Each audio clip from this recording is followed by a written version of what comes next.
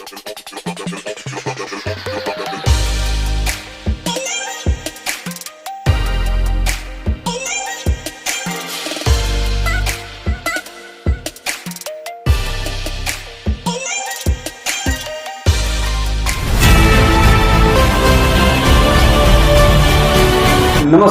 आप देख रहे हैं विशेष कार्यक्रम हेल्थ एंड हाइजीन और हमारे साथ गोपालगंज के एक बहुत ही लोकप्रिय जनरल फिजिशियन हैं जिनसे आज हम रूबरू हो रहे हैं, मुखातिब हो रहे हैं। परिचय कराना चाहूँगा डॉक्टर अभितेश कुमार त्रिपाठी, जो परिचय के मोहताज नहीं है, कंसल्टेंट फिजिशियन हैं। बड़े अस्पतालों में डॉक्टर साहब ने कार्य किया है, साथ ही साथ पूर्व चिकित्सक रहे हैं तिहाड़ सेंट्रल जेल नई हॉस्पिटल दिल्ली, पूर्व चिकित्सा पदाधिकारी गोरखपुर उत्तर प्रदेश और वर्तमान में गोपालगंज में जनरल फिजिशियन की हैसियत सेवा कर रहे हैं। डॉक्टर अभितेश कुमार त्रिपाठी जी, बहुत बहुत स्वागत है आपका। धन्यवाद आपका।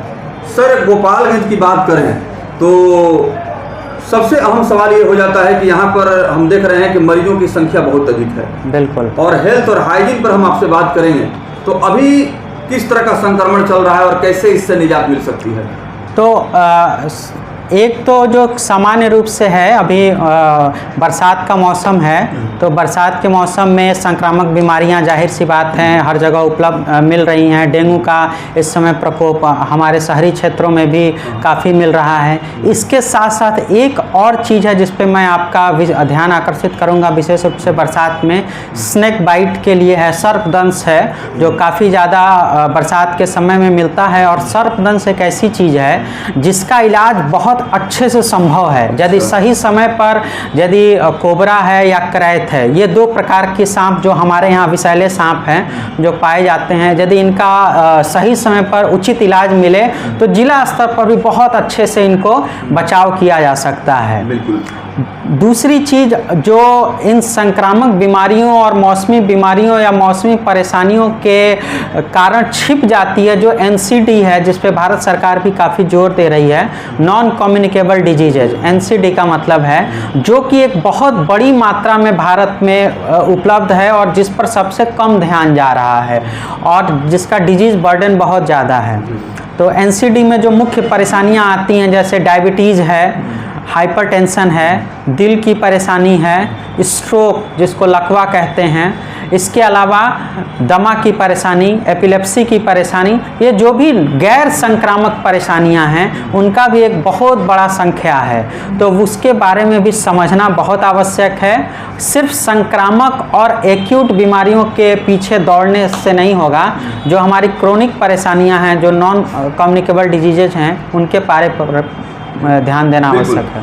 सर, आपने कहा कि जो नॉन कम्युनिकेबल डिजीज हैं उसको लेकर के विशेष रूप से लोगों को जागरूक करने की जरूरत है। बिल्कुल। और संक्रमण का दौर तो हमेशा चलता ही रहता है और जैसे सरकार की तरफ से जो कार्यक्रम चल रहे हैं, जन जागरूकता अभियान कार्यक्रम, आपको लगता है कि इसका प्रभाव दिखाई दे रहा है? बिल्कुल। देखिए, NCD एक ऐसी चीज़ है जिसको धीरे धीरे इसमें समय लगेगा, क्योंकि अभी जो माइंडसेट है सामान्य लोगों का, वो ये माइंडसेट है कि एक्यूट डिजीजेस के लिए माइंडसेट है कि कोई भी बीमारी 2 हफ्ते तक सुई दवाई करो, ठीक हो गया, अब वो जड़ से ख़त्म हो गया है।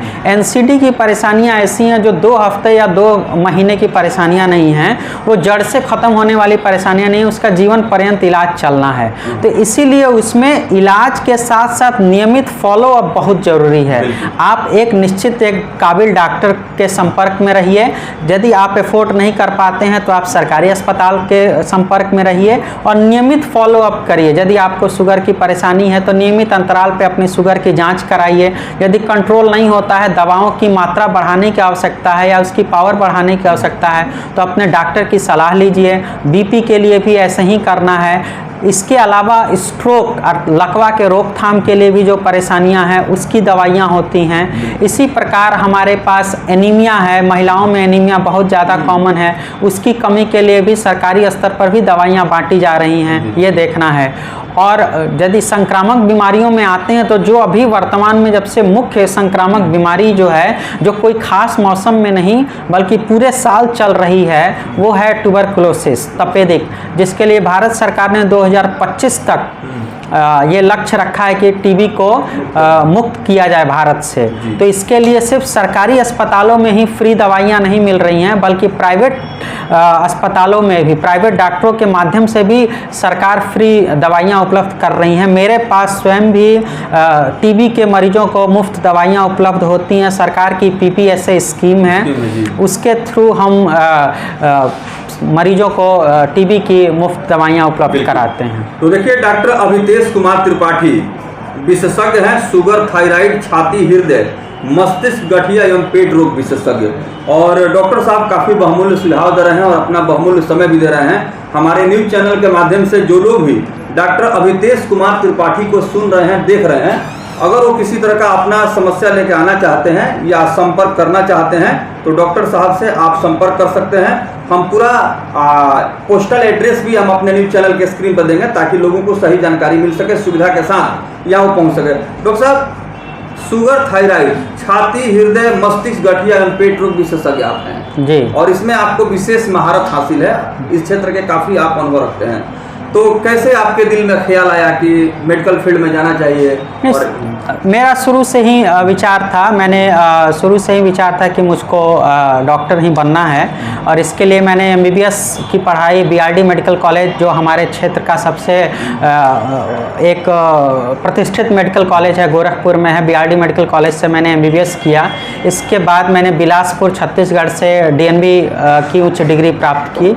और उसके बाद चूँकि मेरा घर सिवान जिला में मैरवा पड़ता है, तो यहाँ मेरा ननिहाल है गोपालगंज का, तो इसके कारण मुझे लगा कि बड़े शहरों की बजाय एक छोटे शहर में भी काम किया जाए और सबको उचित इलाज मिले, यही मेरा लक्ष्य है। डॉक्टर साहब ने कितना दार्शनिक बात कही, कितना फिलोसॉफिकल इनका थॉट है कि बड़े शहरों में तो सभी लोग अपना काम कर लेते हैं, लेकिन जिस मिट्टी पर हम पले हैं, पढ़े हैं और हमारा जो संबंध है, जो एक रिलेशन है, वहाँ के लोगों का अगर मैं काम आऊँ और अपने ज्ञान से लोगों को लाभान्वित करूँ तो ये बहुत फख्र की बात होगी। डॉक्टर साहब, हमारे कार्यक्रम में आप शामिल हुए और आपने बहुत सारी जानकारियाँ दी।